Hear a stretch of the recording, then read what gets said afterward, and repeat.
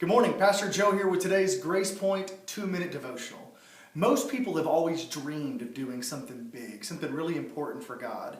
This could involve some sort of sacrifice or a big leap of faith. We always hear stories of those who sell everything they have to follow Jesus as a missionary in some faraway country, and we view that person as a person of great faith, and sometimes we even hope to be like them. But I'm reminded of a story of Peter inside of the boat in Matthew chapter 14, verses 30 through 31, where it says, "But when Peter saw the wind, he was afraid, and beginning to sink, he cried out, 'Lord, save me.' Jesus immediately reached out his hand and took hold of him, saying, 'O you of little faith, why did you doubt?'"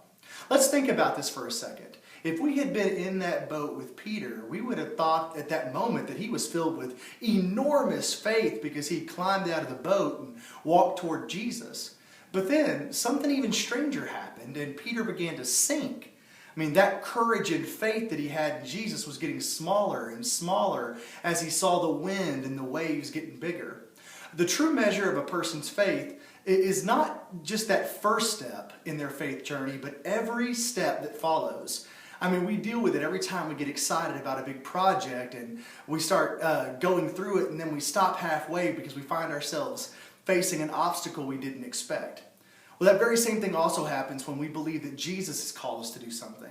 We start doing it and we get after it, but then it doesn't turn out the way we thought it would, and we begin to sink, losing faith in and sight of Jesus.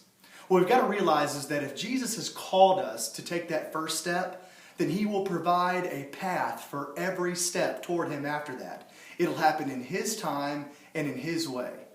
I invite you to join us tomorrow at 5 p.m. for our Grace Point worship service. Immediately following our service, we'll be having a fellowship meal and a night of games. I hope you'll join us. Have a blessed day.